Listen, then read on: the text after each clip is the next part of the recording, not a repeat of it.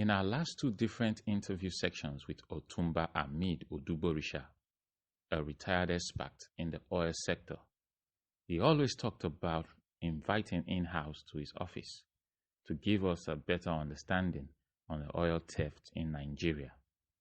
And so, we decided to make out that move, and now we present to you a special in-house documentary on the oil theft in Nigeria.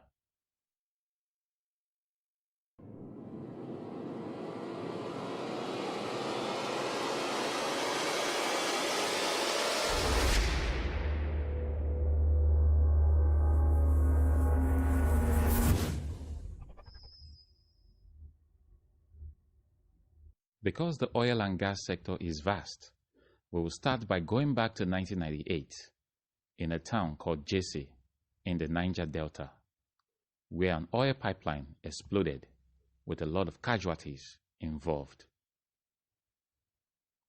According to reports, it was disclosed that the pipeline explosion was caused by a breach in the channels by an unknown individuals.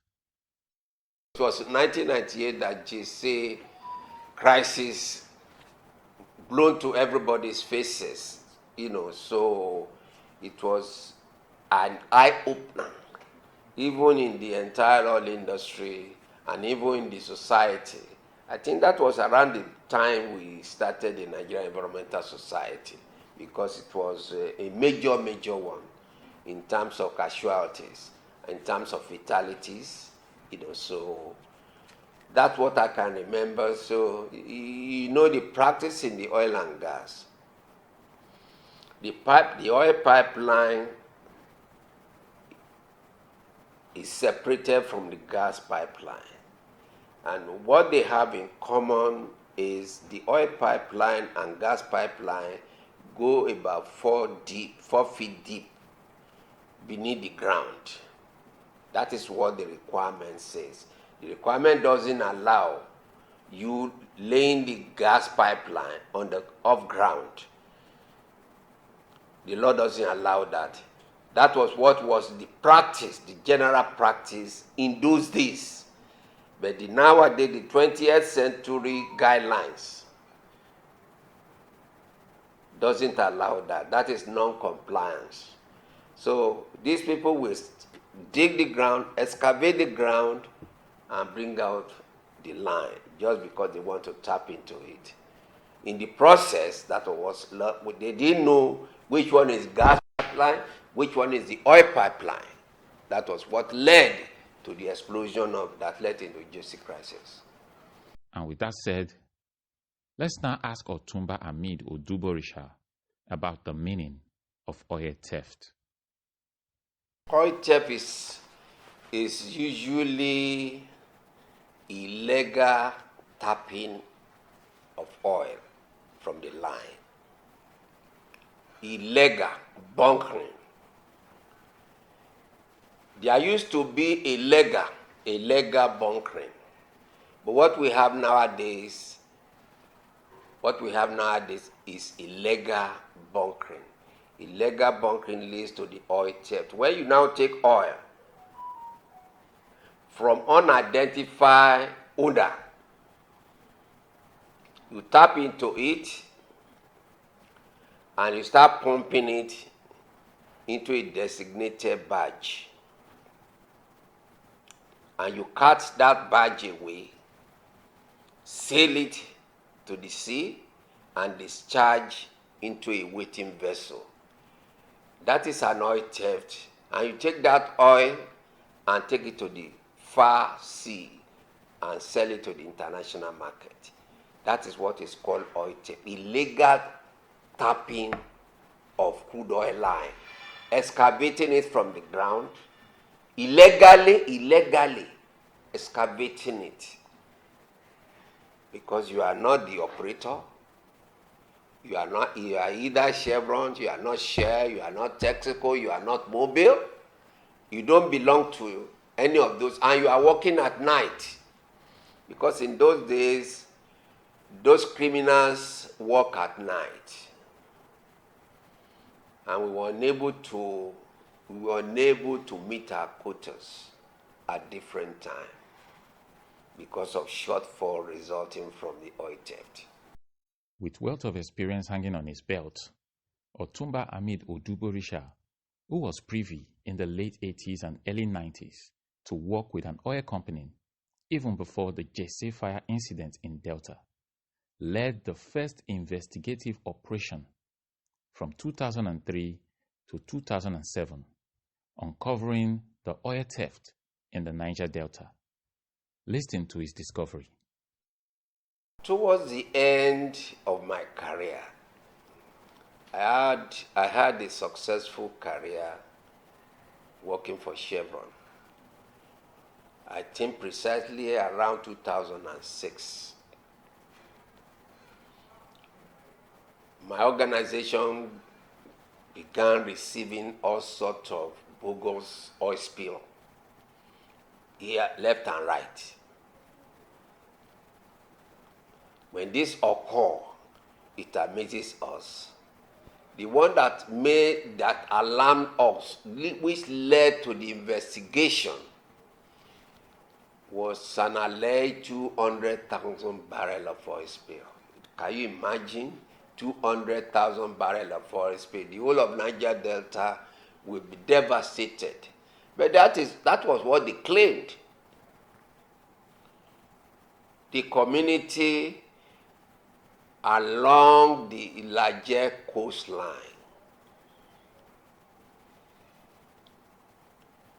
the Mahin, along the Ilaje Seudo, and they often claim that we have discharged 200,000 barrels of oil.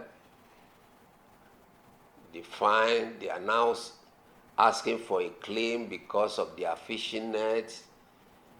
Their livelihood has been adversely impacted, negatively impacted with all the ecosystem there. Even from the BOP, even if you are not discharging into the vessel in the far, far sea, where we have a BOP, Berth Operation Platform. That is why the offshore vessel anchored and then pick up the product. They are lying, they are buoy there, where it's anchored. Even if you discharge the whole thing into the sea, the whole of Niger Delta, across the whole of Niger Delta, not just within the larger. We started the investigation. During that investigation, we realized that from 2002, it was actually illegal tapping started. Maybe before then. But from our investigation, we started noticing the drop in our uptake, the drops from our lines. Because there is a system that every line is tied to a monitor. It tells you the PSI, the capacity that line could hold. But all of a sudden it drops. So most of our lines were dropping. And we knew then that something was going on. It's just like you punch a hole. There will be an escape of that product. Instead of going through that line, it will go into illegal puncture of the line. So that is where they started tapping into and flowing into a barge, a waiting barge, which had already parked, just like taking your turn, parked within the creek and creeklets, where only small lower draft barges could drive into. So with this, we're able to notice that 2002, 2003, 2004, 2005, 2006. Then we saw the trend. We saw the criminality being going on in the Niger Delta, in the West Niger Delta, Western Niger Delta. Western Niger Delta begins from the Benin River mouth to the west, which is towards Lagos. That is what you call the Western Delta. And the Benin River eastward is from Escravos down to the east, like that. So that is how you get the oil through a barge, and the barge travels then to the waiting merchant vessel for loading. During that time, the rickety, the ungraded, unspecified barges and vessel, rusted, the oils start coming out because everything was illegally done and hurriedly done. So that was how we were able to establish the source of the so-called oil spill. And at the end of the day, the community was able to understand the science, because after the investigation, the presentation took an organization and myself to Abuja, where we present to NNPC, we presented to DPR, Department of Petroleum Resources, we presented to then House Committee on Environment, Senate Committee on Environment and Ecology. I led that presentation. It was an eye unto the Ministry of Environment. It was an eye-opener at that time. I'm talking about 2007. In that presentation, I made recommendation. Government needs to work and partner with IOC, International Oil Companies, within the oil and gas exploration area, to partner with them to find a lasting solution. That was my recommendation. Failure to do this could result into this syndicate becomes a major mafia. And that is what we are seeing in Nigeria today. They call them oil cartel. They are becoming illegally cartel because at the expense of Nigerian government, at the expense of the Nigerian people, at the expense of the people in the Niger Delta, because the environmental degradation arising from bunkering cannot be quantified environmentally, So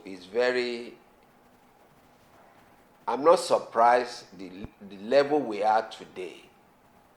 And I believe if government had heeded to operators' recommendations here and there, all the IOC made recommendations, I believe, to government at that time, 2005, 2006, 2007, and then we are in 2023. How many years we are talking about? 20 years, 23 years, or 25 years now. We have not done anything to eradicate the illegal bunkering, illegal oil theft in the oil-producing area. It's a shame. Gazing at the bigger picture, laying his concerns on the table after a comprehensive investigation, we asked Otumba Oduborisha about solutions to prevent the oil theft challenge in Nigeria. And this is what he had to say. I think the government has been doing its best based on its capacity. Successive governments. There have been intervention agencies like UMPADEC in those days. Their role and responsibility was to ameliorate the agitation in the Niger Delta. They were established because of that, which later metamorphosed into the creation of the Ministry of the Niger Delta. Ministry of Niger Delta is an intervention ministry. They are purposely established because of various agitation, because of infrastructural deficits in the Niger Delta. Because if you go to Niger Delta, I'm glad that you are from Niger Delta. Till today, you kind of ask yourself, the oil is producing here. What has gone wrong with various grants allocation being given out to various states, that various oil producing states? You'll be wondering if that development you are seeing justify the amount of money being collected as revenue, direct revenue from the federal government account. I think I've not been to Niger Delta for a while. I don't think it's justified. Because if there are justification of all these various interventions, there has to have been the eradication of oil theft. What caused the oil theft? Because these people have now seen it as a business. Government is not doing anything. If they want to do anything, they've already armed themselves more than the government, more than JTF. So that was what happened, because they have seen opportunity of making quick money. And from report we are hearing, if you listen to Asari Dukubo, what he has alleged in military, the armed forces, that's supposed to safeguard the wealth of this country getting out of hand, like it's been done on oil today. It's alarming.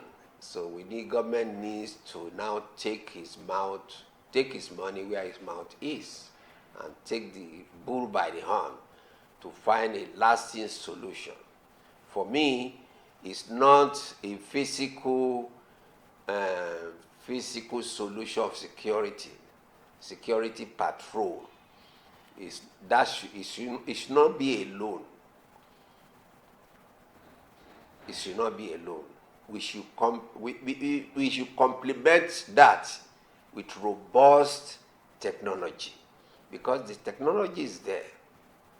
It's there for you to either to eradicate. The line is already on the underground, 4 feet deep. There has to be a consequence for illegally wants to tap such a line. There's technology. For example, I came back recently, I discovered that my driver's license and my insurance had expired. And they've already sent me a sanction, 20,000 sanction from Lagos State. That is technology for you. That is innovation from Lagos State. I believe we can do that in a larger spectrum, the larger sectors, especially one of the sectors that provide the revenue for our country. We should invest and invest. We should never tire of investing. A new administration has just settled in the country, and the removal of fuel subsidy is taking its tolls on Nigerians. Recommendations from experts like Otumba Ahmed Oduborisha should be very much considered by this new government in order to restore economic stability and project a transparent growth in the oil sector. This is In-House. Thank you for watching.